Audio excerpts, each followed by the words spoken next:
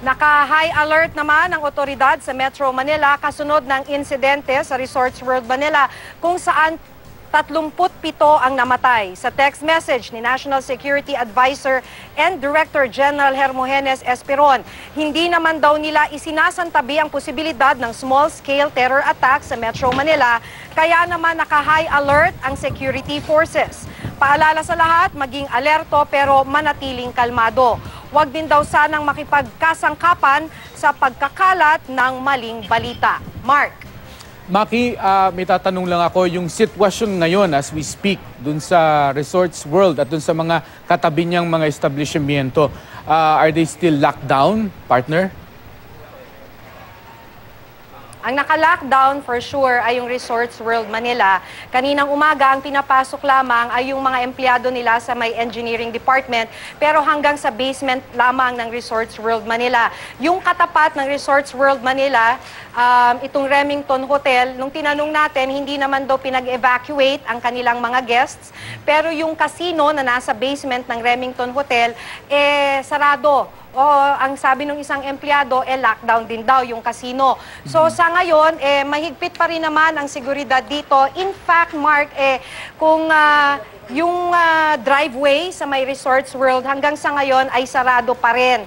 Kanto hanggang sa susunod na kanto, sarado pa rin. At tanging mga taga-Resorts World lang o yung pamunuan nila, mga taga-PNP, BFP, pa lamang ang pinapayagang makaraan dito sa may driveway, Mark. Yung kalye sa tapat niyan, yung papuntang Terminal 3, apektado pa ba hanggang ngayon? Baka may mga kababayan tayong may hinahabol na biyahe. Anong advice natin sa kanila? Kanina, Mark, bago tayo umere, dahil nga sarado yung kanto, no, dalawang kanto nito sa driveway ng Resorts World Manila, ay kailangan nating umikot sa may likuran ng Remington Hotel para makarating tayo sa kantong ito. So ang napansin lang naman natin, mula naman kanina ay moving naman yung traffic hanggang sa may Terminal 3. Hindi to yung katulad nung dati na talagang nung under construction pa yung highway na talagang dikit-dikit o hindi na gumagalaw yung traffic. Sa ngayon, talaga namang moving. Hindi siya apektado, Mark. Partner, babalikan ko lang yung mismong nangyari, if I may. Partner, yung sinasabi kasi nila na, di ba, ang sinasabi pa rin, isa lang talaga yung gunman. Pero maraming mga testigo, there are even videos na nagpapakita na dalawa. So, ano ba talaga ang batay sa mga ongoings dyan, sa mga nakausap mga investigador? Ano ba, isa o more than one? Alam mo, yun yung pinaka-consistent sa lahat ng mga nakausap natin. Whether it's the official from the Resorts World o kaya sa PNP, talagang consistent yan na iisa lamang yung gunman. So, dun muna tayo, dun sa official statement ng mga opisyal na kanina pa nag-iimbestiga kahit na hanggang sa loob ng Resorts World.